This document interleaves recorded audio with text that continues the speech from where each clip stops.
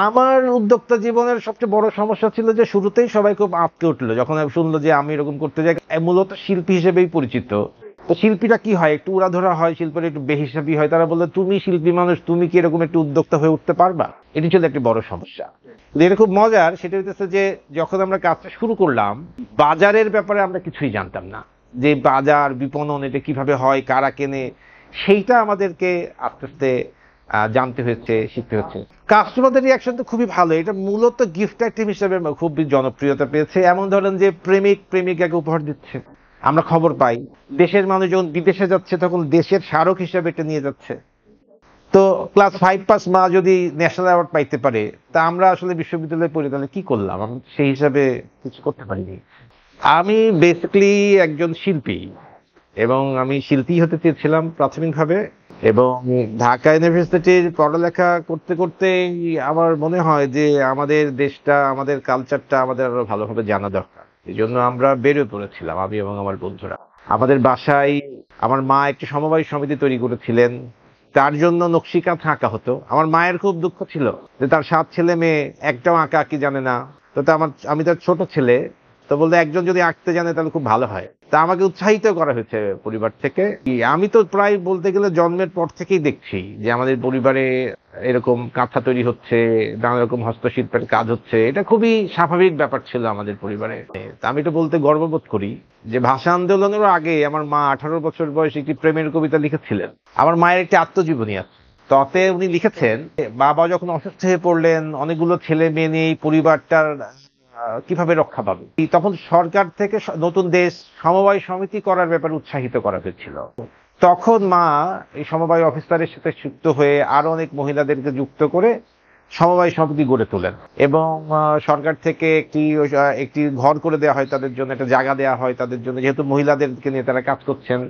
আমি আসলে এরকম একটি পরিবেশের ভিতরে বড় হয়েছে যে নকশিকাঁথা আঁকা হচ্ছে, করা হচ্ছে। এবং আমি নকশিকাঁথা থেকে পয়সাও নিতাম এক পর্যায়ে। হ্যাঁ, এক পর্যায়ে আমি মা একটু বড় হয়েছি, শেয়ানা হয়েছি আর কি একটু। তা আমি কলেজে পড়ি, তখন আমি মাকে বললাম যে তুমি এ তো তোমার ব্যবসা হয়, কিন্তু আমার কি লাভ, আমি তোমাকে এঁকে দিই। তা মা বলে ঠিক আছে, যা তুই 100 টাকা করে নিস। তা আমার তাই দিয়ে আমার হাত খরচটা হয়ে যেত আর কি। তো শিল্পী হওয়ার আকাঙ্ক্ষা নিয়ে আমরা ঢাকা বিশ্ববিদ্যালয়ে চারুকলা ইনস্টিটিউটে ভর্তি হই 90-এর দশকে, এবং সেখানে আমাদের খুবই সুন্দর সময় কাটে এবং আমরা অনেক কিছু শিখি, অনেক কিছু জানি। আমার কাছে যেটা মনে হয় যে আমাদের দেশের যে সংস্কৃতি, সেটা আমাদের আরো ভালো করে জানা দরকার। তা আমি দীর্ঘদিন বাউল বলাহিদের সাথে ঘোরাঘুরি করেছি।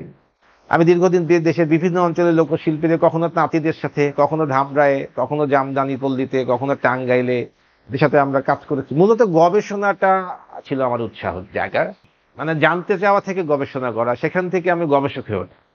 তখন একটা জিনিস যে আমি খেয়াল করেছিলাম যে এই যে আমি আমাদের তাঁতিদের কাছে যাই, আমাদের কুমারদের কাছে যাই, আমাদের বাঁশ বেতের শিল্পীদের কাছে যাই, তাদের গল্প শুনি, তারা কিভাবে করে এগুলো জানি। কিন্তু এতে আমি বই লিখি, বই লিখে আমার অনেক সম্মান হয়, লোকজন বলে হ্যাঁ শাওন খুব জানে। কিন্তু ব্যাপারটা কি, এতে তো ওদের কোনো উপকার হয় না। আমি যখন আর্ট কলেজে পড়ি আমাকে বলেছিলেন যে তুই এগুলো দায়িত্ব নে, কিন্তু তখন আমরা এর মর্ম গুরুত্ব বুঝি নাই। কিন্তু 15 সালে যখন মা মারা গেলেন, তখন মায়ের স্মৃতি রক্ষার্থে আমরা কুষ্টিয়াতে একটা আর্কাইভ গড়ে তোলার সিদ্ধান্ত নিই, অস্ত্র আর্কাইভ। আমার মায়ের নাম হচ্ছে অস্ত্র। এবং মা একটি ন্যাশনাল অ্যাওয়ার্ডও পেয়েছিলেন শ্রেষ্ঠ সমবায়ী হিসেবে 1984 সালে। জাতীয় পর্যায়ের একটি পুরস্কার উনি পেয়েছিলেন। এই জন্য আমি বলতাম যে আমি যোগ্য মায়ের অযোগ্য পুত্র। এরপরে পরবর্তীকালে আমার মনে হলো যে মায়ের লিগেসিটাকে ধরে যদি আমরা আগাইতে পারি এবং আমরা যদি এটাকে এগিয়ে নিয়ে যেতে চাই, তো 16 সালে মায়ের মৃত্যুর 1 বছর পর আমরা আসলে, আমি এবং আমার সাথে যারা শুরু ছিলেন তারা সবাই মিলে প্ল্যান করে উদ্যোগ নিতে চাই। এবং আমরা এতদিনের যে চারুকলার জ্ঞান, গবেষণার জ্ঞান, এগুলোকে মিলিয়ে আমরা ঠিক করি যে যদি আমরা ক্রাফটসম্যানরাই কাজ করবে, যারা যে কাজটা করে, যে যেখানে থাকে সেখানেই কাজ করবে, শহরে এগুলো বিক্রি হবে, দেশের বাইরে এগুলো বিক্রি হবে, এবং তাদের মতো করে জিনিসটা তৈরি করতে হবে। নকশিকাঁথা যখন আদিতে হতো, অ্যাজ এ রিসার্চার আমি জানি, এটা তো বিক্রির জন্য হতো না। এটি শুধুমাত্র নিজেরা বানিয়ে তার প্রিয়জনকে উপহার দিত, নিজেরা ব্যবহার করতো, কিন্তু এর বাইরের বাণিজ্যিক চেহারা ছিল না আদিতে। আমার মা যে উদ্যোগটি নিয়েছিল, এটা তো তাই। আসলে আমি তারই কন্টিনিউটি করছি, কিন্তু হয়তো শুধু নকশিকাঁথা না করে এটাকে আমরা ডাইভার্সিফাইড প্রোডাক্টের দিকে আমরা এগিয়েছি। রিসেন্টলি একটা এক্সপিরিয়েন্স বলি, যেমন ধরেন যে গত ঈদে আমরা একটা বড় একটা ব্যাংক থেকে একটা অর্ডার পেলাম, এবং সেখানে ওরা আমাদের কাছ থেকে কিছু জামদানি পাড় দিয়ে প্লেসম্যাট এবং রানার করে নিবে, এরকম একটা কথা হলো।